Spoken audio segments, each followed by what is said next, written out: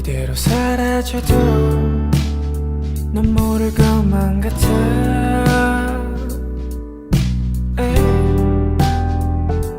Tell me why 난 항상 무너질 것들과 이미 지나가버린 날들을 붙잡는 건지. 날 사랑한다면 이젠 알려줘. 너무 늦지 않게. 안녕하세요. 하루를 마무리하는 시각 저녁 산책입니다. 오늘 하루 동안 여러분 어떻게 보내셨습니까? 갑자기 비가 오고 난 다음에 날씨가 쌀쌀해졌고요. 그렇게 활짝 폈던 벚꽃들이 금세 뚝뚝뚝 떨어져서 좀 아쉬운 듯한 느낌도 드는 것 같아요. 네. 또 이렇게 약간의 계절에 따라서 바람도 불고 또 비가 오고 그러다가 또 점차 또 날씨가 점점 더 뜨거워지는 여름으로 가게 될 텐데요. 우리가 자연의 변화가 그런 것처럼 우리의 시간 속에서도 한결같이 어느 날이든 똑같은 날은 없는 것 같아요. 그죠? 예. 오늘도 여러분들의 하루 속에서 때로는 굉장히 열정적으로 보내신 분도 계실 거고 또 날씨만큼 그냥 좀 천천히 하루를 보낸 것 같은 그런 느낌이 드셨을 수도 있습니다.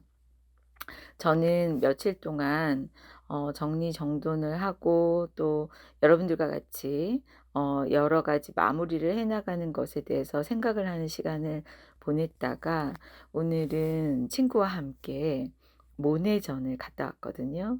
너무 좋았어요. 예. 그 인상파 인상주의 작가죠. 예. 그 모네전을 사실 이렇게 서울에서 오랜 기간 동안 했었는데 못 가고 있다가 제가 사실은 미술에 너무 문외한이어서 잘 몰라서 사실 그런 것들을 잘 찾지 못했는데 제 친구가 이제 전공을 했는 데다가 또 오랜 기간 동안 전시회라든가 이런 부분들을 또 좋아해서 여러 전시회 종류가 있지만 그 아트 디자인으로 유명한 그 기획팀이 만들어서 모네전을 했는데 너무 좋았어요. 음. 정말 그 전시회의 어떤 작품보다 전체 스토리를 들으면서 너무 인상적이고 또 그 모네의 전 생애를 통해서 모네가 가졌던 시각이 정말 남다름을 느끼게 됐습니다. 제가 미술의 문외한이라고 말씀드렸잖아요. 근데 우리가 알고 있는 유명한 화가들의 이야기들을 보면요. 아트 딜러들이 굉장히 많았어요. 예, 고흐도 그렇고요. 그 아트 딜러들이 많았던 그 시대를 쭉 거슬러 올라가서 이야기를 들어보면 사실 지금 우리가 알고 있는 그런 미술에 대한 개념보다는 미술이 훨씬 더 일상 속 깊숙이 들어와 있고 그리고 그때 당시에는 미술 수집, 일명 미술과 관련된 투자 부분이 엄청나게 붐이 많이 일었더라고요. 그러니까 거기에서 영향이 되어서 지금도 미술에 관련된 투자가 많이 있는 편이고 그런 영향을 받아서 요즘 이제 동양 쪽으로 넘어와서 동양은 또 미술품만 있지 않잖아요. 여러 가지 도예 작가들의 작품들 청자며 백자며 할 것 없이 여러 가지 부분들에 대한 것도 수집을 하고 거기에 또 자산 가치를 갖고 이런 부분들이 많이 있는 것들을 보면서 내 주변의 사람들은 저것과 어떤 관련성이 있을까라는 생각을 또 제가 잠시 해봤습니다. 저는 너무 모르는데 말이죠. 근데 제 친구는 작품을 주로 전시회를 가서 감상을 주로 한다고 했고 또 본인이 전공한 것도 있지만 또 그림을 또 몇 점을 소장하고 있다고도 하고요.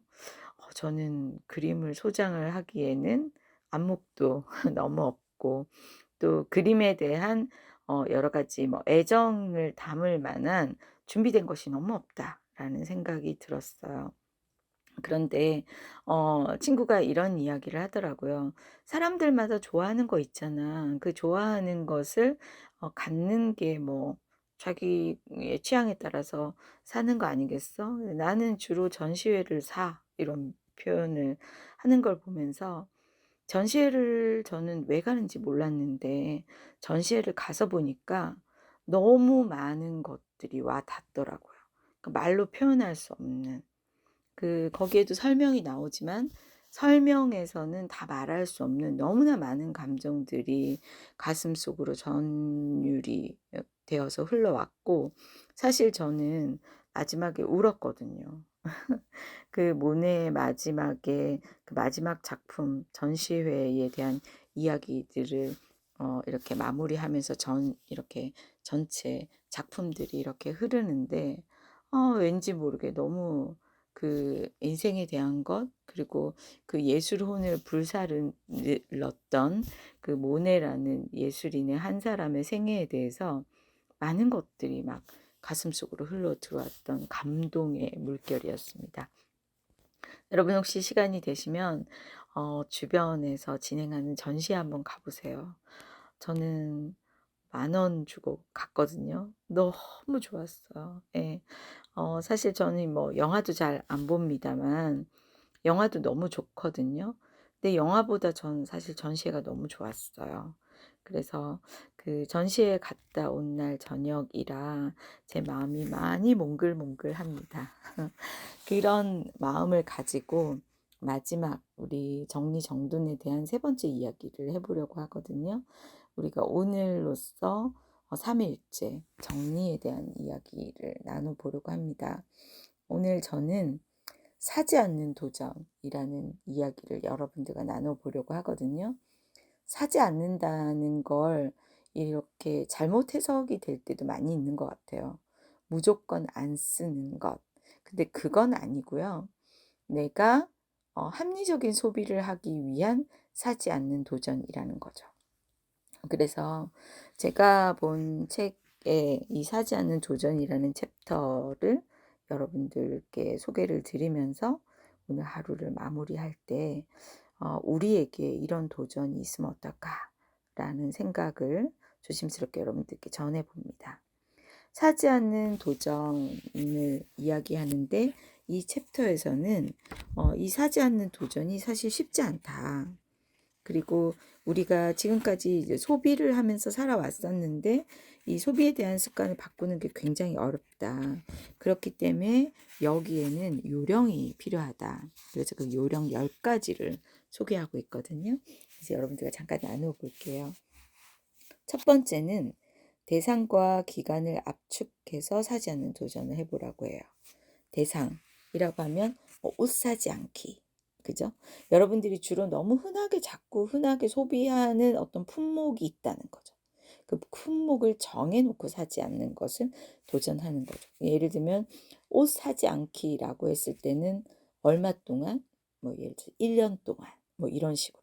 혹은 뭐 봄 동안, 여름 동안 이렇게 정해놓고 대상과 기간을 정해놓고 도전을 해보는 것. 상황에 따라서 여러분들이 그렇게 도전을 해보면 뭐 이것도 괜찮네.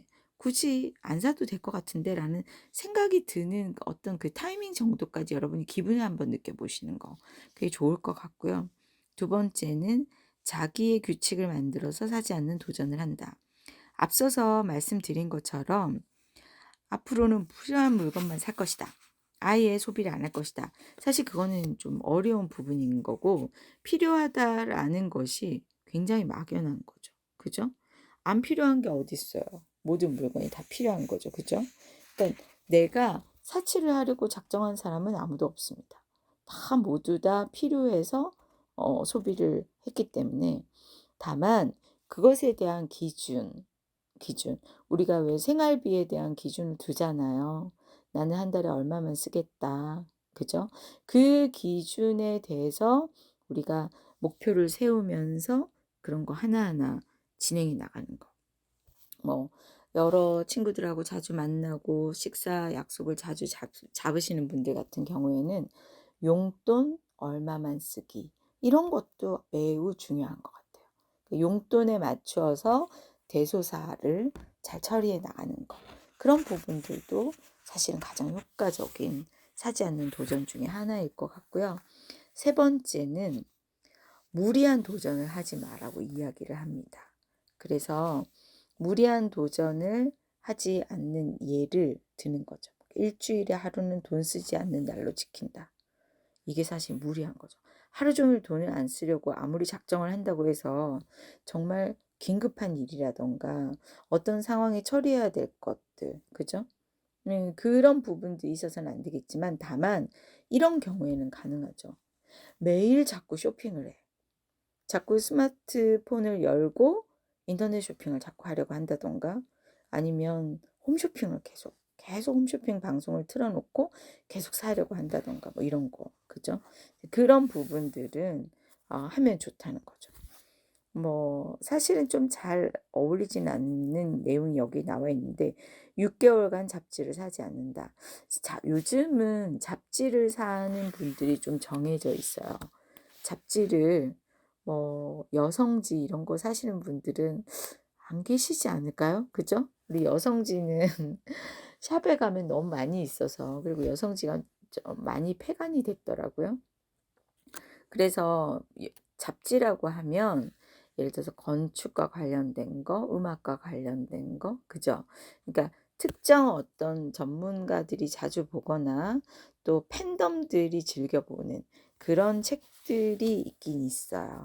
예, 그런 부분들에 대해서 뭐 한다던가 이런 식으로 특정한 부분에 대해서 어떤 기준을 잡아서 하되 쉬운 것부터 하라. 너무 무리하게는 하지 마라. 라는 것이 세 번째 요령이래요. 그리고 네 번째는 기록을 하면서 좀 점검을 해라. 내가 이번 달에 옷을 샀는데 우리가 옷을 사고 적지는 않잖아요. 그죠? 근데 옷을 내가 얼마를 샀다라는 거. 가계부 쓰시는 분들은 가계부에 적었는데 뭐라고 얘기를 하시겠지만 예를 들어서 내가 특정한 부분을 사지 않기로 결심을 했어요. 근데 안 살 수는 없고 그런데 내가 평상시에 어느 정도 샀는지를 수치를 생각을 해 보고 사지 않기로 했을 때 내가 얼마를 쓰고 있다라는 것만 적어도 사실은 덜 쓰게 된대요. 그러니까 쇼핑을 많이 하시는 분들은 얼마 쓰는지 몰라서 많이 쓴다고 얘기를 하거든요. 그래서 만약에 쇼핑을 내가 굉장히 많이 한다. 그러면 쇼핑을 다 적어 보시는 것도 좋은 방법이에요. 예, 그래서 적어 보면서 점검을 해라라는 얘기를 했고요. 다섯 번째는 먼저 얘기를 하래요. 여러분들이 "나 이거 도전하고 있어요." 이렇게 얘기를 하면 다른 사람에게 알리는 거잖아요. 그러면 다른 사람들이 보는 눈이 된다는 거죠.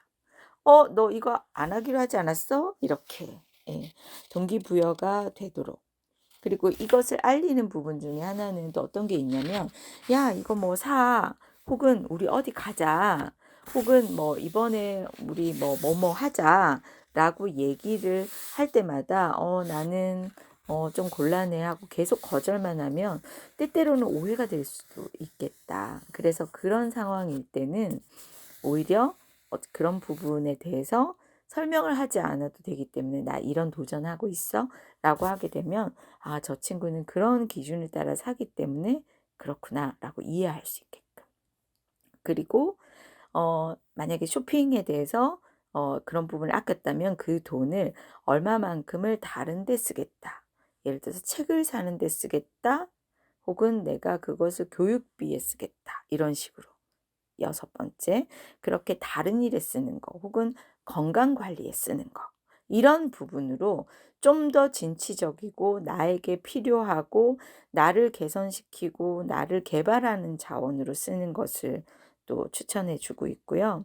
일곱 번째는 무엇을 사기 전에는 항상 뭐 하라?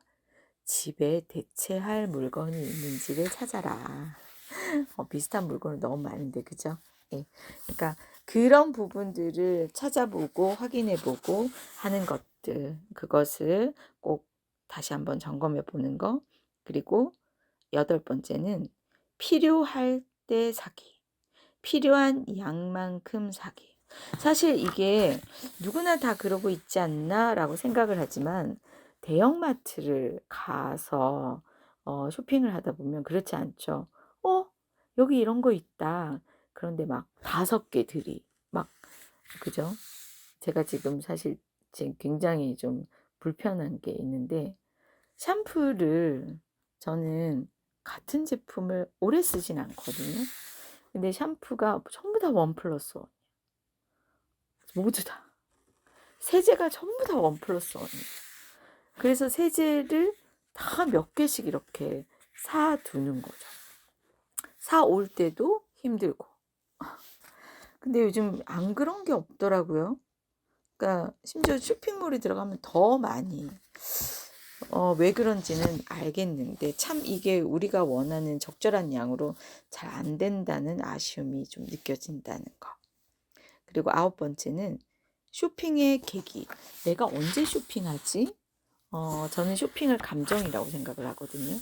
그래서 이 감정의 도구로 쇼핑을 하게 되면 이제 큰일 나는 거죠. 나 오늘 기분 언짢으니까 쇼핑하러 갈래. 오늘 엄마 기분이 별로 안 좋으니까 너희들 사서 먹어. 이게 다 감정이잖아요. 그래서 그 계기를 잘 생각해 보고 감정 조절을 사실은 쇼핑을 하기 전에 물건을 사기 전에 감정 조절을 해보는 거. 이런 부분들이 또 중요할 것 같고 마지막 언제나 중요한 건 내가 그렇게 하려고 했는데도 잘 안 됐어. 하지만 좌절하지 않기.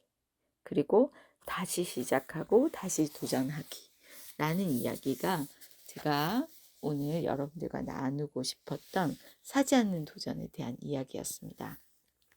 사실 우리가 도전을 한다라고 하면 목표를 이야기하고 거북해 하시는 분들이 굉장히 많이 있으시지만 사실 우리에게 중요한 도전들은 분명히 있거든요. 예, 요즘처럼 정말 어렵다는 이야기가 너무 많이 너무 오래 되었던 적이 없었던 것 같아요. 오늘도 제가 명동을 들러서 인사동에 잠깐 갔다가 이렇게 들어왔는데 몇 달 전에 나갔을 때 있었던 매장이 닫혀 있더라고요. 이미 철거가 됐거나 여러 가지 부분들이 많이 오버랩이 됩니다. 마음으로도 정말 많은 분들에게 응원하고 싶은 시기이기도 하고요.